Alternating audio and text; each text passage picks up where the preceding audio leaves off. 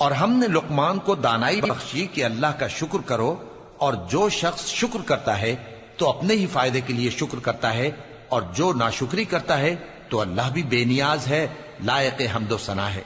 اور اس وقت کو یاد کرو جب لقمان نے اپنے بیٹے کو نصیحت کرتے ہوئے کہا کہ بیٹا، اللہ کے ساتھ شرک نہ کرنا، شرک تو بڑا بھاری ظلم ہے۔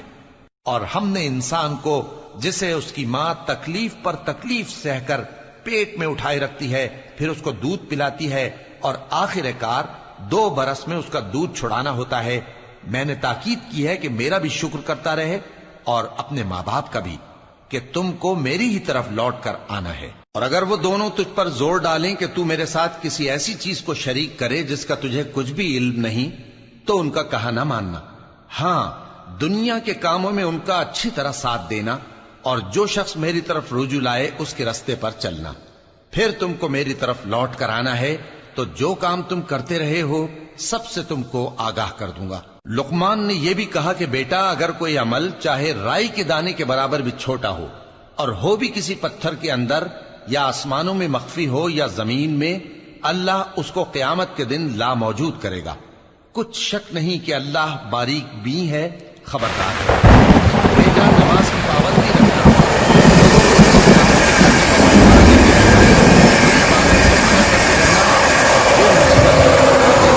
اس پر صبر کرنا، بے شک یہ بڑی ہمت کے کام ہیں۔ اور تکبر کرتے ہوئے لوگوں کے سامنے گال نہ پھلانا، اور زمین میں اکڑ کر نہ چلنا، اس لیے کہ اللہ کسی اترانے والے شیخی خورے کو پسند نہیں کرتا۔ اور اپنی چال میں اعتدال کیے رہنا، اور بولتے وقت ذرا آواز نیچی رکھنا، کیونکہ بہت اونچی آواز گدھوں کی سی ہے، اور کچھ شک نہیں کہ سب سے بری آواز گدھوں کی ہوتی ہے۔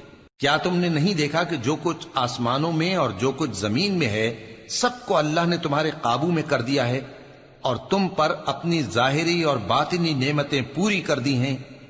اور بعض لوگ ایسے ہیں کہ اللہ کے بارے میں جھگڑتے ہیں، نہ علم رکھتے ہیں اور نہ ہدایت اور نہ کتاب روشن۔ اور جب ان سے کہا جاتا ہے کہ جو کتاب اللہ نے نازل فرمائی ہے اس کی پیروی کرو، تو کہتے ہیں کہ ہم تو اسی کی پیروی کریں گے جس پر ہم نے اپنے باپ دادوں کو پایا۔ بھلا اگرچہ شیطان ان کو دوزخ کے عذاب کی طرف بلاتا ہو تب بھی۔ اور جو شخص اپنے آپ کو اللہ کا فرما بردار کر دے اور نیکوکار بھی ہو، تو اس نے مضبوط کڑا تھام لیا، اور سب کاموں کا انجام اللہ ہی کی طرف ہے۔ اور جو کفر کرے تو اس کا کفر تمہیں غمناک نہ کر دے۔ ان کو ہماری طرف لوٹ کر آنا ہے، پھر جو کام وہ کیا کرتے تھے ہم ان کو جتا دیں گے۔ بے شک اللہ دلوں کی باتوں سے بھی واقف ہے۔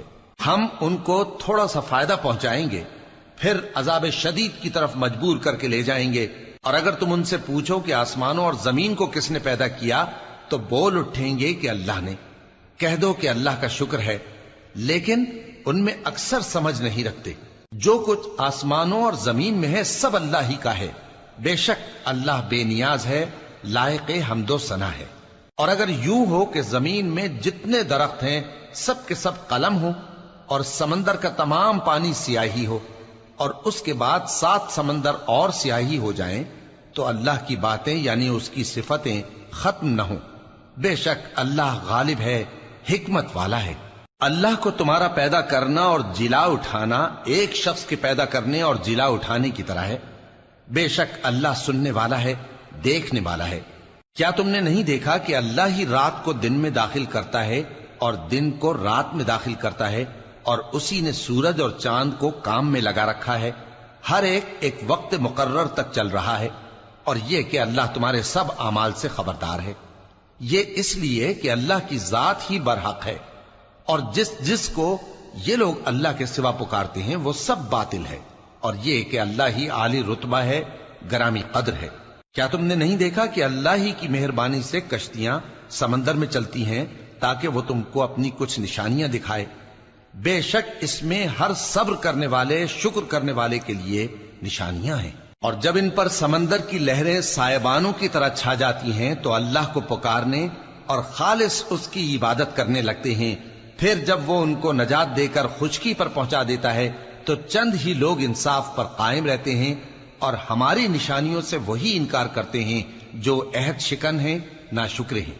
لوگو، اپنے پروردگار سے ڈرو اور اس دن کا خوف کرو کہ نہ تو باپ اپنے بیٹے کے کچھ کام آئے اور نہ بیٹا باپ کے کچھ کام آ سکے.